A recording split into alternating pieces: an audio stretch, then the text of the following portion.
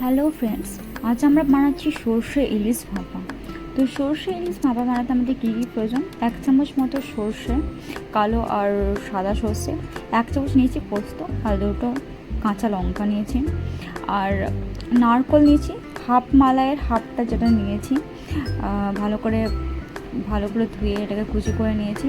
আর এরপর আমি এর মধ্যে দিয়ে দেবো লবণ। সর্ষেটা পেস্ট করলে তেতো হয়ে যায়, এই জন্য লবণ আর চিনি দেবো যাতে তেতোটা না হয়। আর সেগুলো সব কিছু একসাথে পেস্ট করে নেব। এই যে এরকমভাবে পেস্টটা হবে, দেখতেই পাচ্ছেন।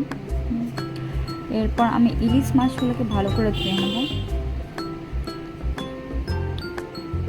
আমি 4 পিস মতো নিয়েছি ইলিশ ভাপার জন্য। তো এই যে ভালো করে ধোয়া হয়ে গিয়েছে, দেখতে পাচ্ছেন। এরপর আমি এর উপরে দিয়ে দেবো লবণ, আর এরপর আমি এর মধ্যে দিয়ে দিচ্ছি হলুদ। লবণ আর হলুদটা দিয়ে আমি ভালো করে এপিট ওপিট করে ভালো করে মাছটার মধ্যে লবণ আর হলুদটা মাখিয়ে নেব।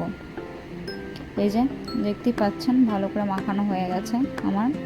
এরপর আমি যে পেস্টটা করে রেখেছিলাম ওই পেস্টটা এর মধ্যে দিয়ে দেবো।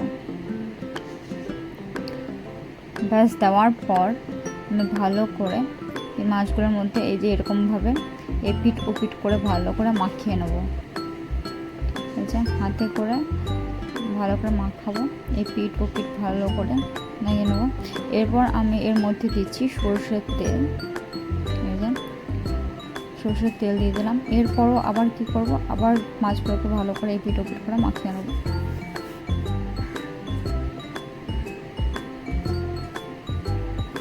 এই যে এরকমভাবে মাখাতে থাকবেন।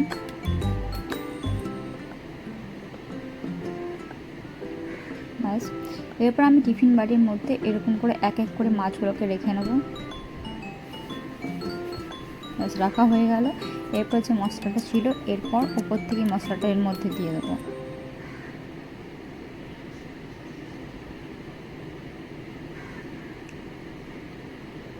ব্যাস দেওয়া হয়ে গেছে।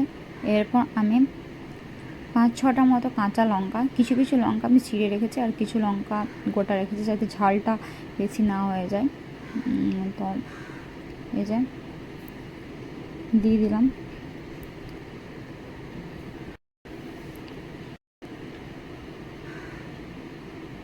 এরকম করে দেওয়ার পর এর মধ্যে আমি আবার উপর থেকে সর্ষের তেল দিয়ে দেবো।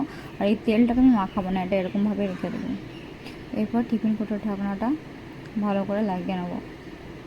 ব্যাস এই যে এরকম পাত্রে একটা জল রেখে এর মধ্যে টিফিন বাটিটাকে এরকম করে রেখে দিতে হবে। আর গ্যাসটাকে লো ফ্লেম করে ঢাকনাটায় 10 মিনিটের জন্য রেখে দিতে হবে। বাস হয়ে গেছে। এরপর আমি 5 মিনিট গ্যাস থেকে নামিয়ে রাখবো। এই যে আমাদের রেডি। Thank you.